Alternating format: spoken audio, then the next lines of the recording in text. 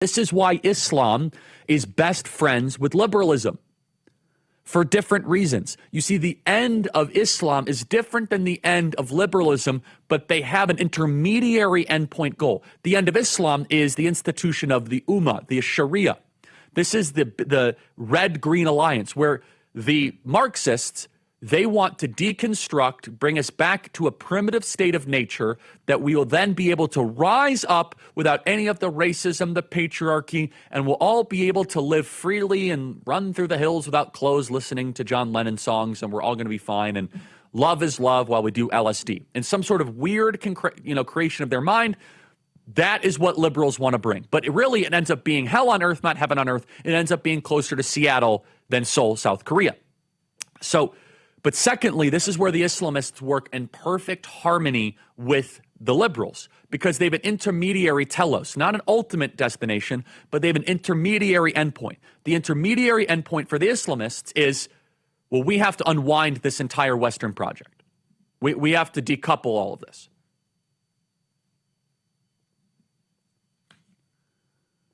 And you see this all throughout Europe, by the way. Women in France now have to wear extra clothing on the subway to protect themselves by being groped by illegal aliens. We should play that video.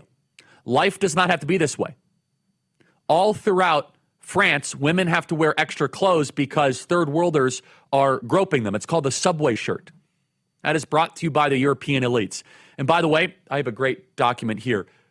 This is accelerating at a rapid pace in Europe right now, just so we are clear.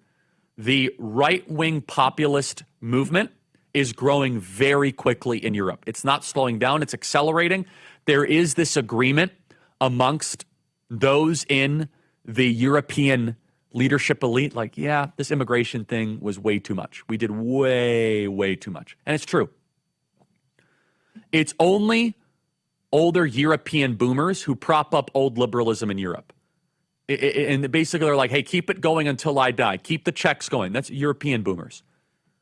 Muslim-age school children in European capitals is up 43% in Amsterdam, 52% in Brussels, 41% in Vienna, 37% in London. But why do this?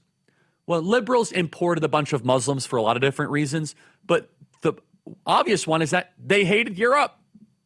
Get rid of Europe. The idea of a European identity is something that they fundamentally can't stand, and they held white guilt without the Christian practices to be able to deal with guilt. Here is a combination. You should write this down and remember it.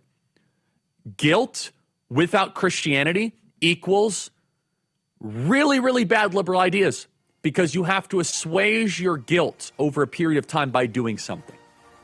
We stand for civilization, and they are a decivilizational movement.